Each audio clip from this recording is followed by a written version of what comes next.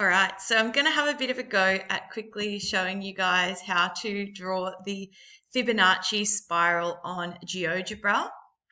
So if you go to geogebra.org, we want to not use the calculator today, but the geometry tool. So this is the calculator that's popped up for me there. And I want to go, here.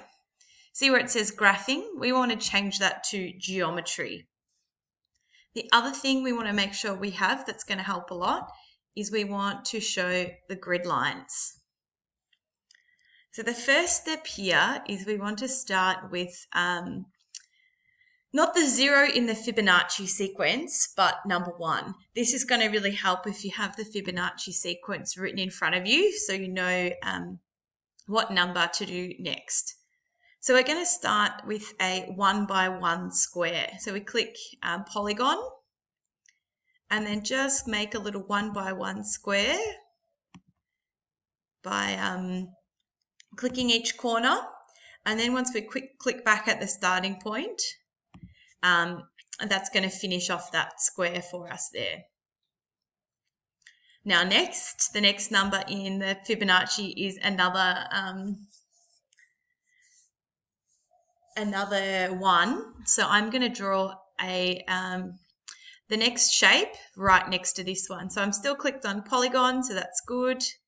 So then I'm going to draw from D to C over to here, down here, and then we click back on the starting point to close the shape. Now the next number in our Fibonacci sequence is 2. And I'm going to sort of make a bit of a spiral here. So the first time started with this rectangle and I drew this square, and I drew the next square to the right of it. I'm going to draw the next one below, and this is going to be a 2 by 2 square. So again, we use the polygon tool. I'm still clicked into that. And this time we're going to draw a 2 by 2 square.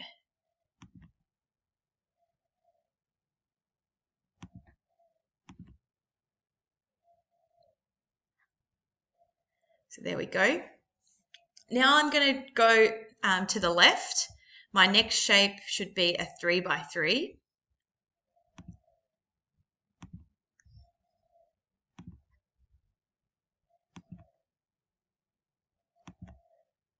And now the next number in the Fibonacci sequence is not 4, it's 5. We go the 2 previous numbers added up. So 2 plus 3 is 5. And this time I'm going to draw the next shape above. So this is going to be a 5 by 5 square. So I'm still clicked into polygon. That's really great. And I'm going to go across 5 and then down 5, then across. Now at this stage you guys can keep going and you can really make it as big as you want. But I'm going to stop here and start showing you how to do the spiral part of it. So it's a good idea to do all your rectangles first and then start your spirals. If at any point you make a mistake and you want to move or delete anything, you can use this move tool to sort of shift some of the points around. Or, I don't know, you can click the delete button down here if you need to delete anything. You can use this to move around the page as well. Next, we're going to go to the spiral, and this tool we've got to click more, and we want to go down to the circular sector. This one says select the center and 2 points. So for this first part of the spiral, the center of my circle is here, and then the 2 points are C and A. Notice that it draws in an anti-clockwise direction. So you want to click C first and then A. But if you make a mistake, you can always just delete it and go again. Okay, I want to do another circular sector.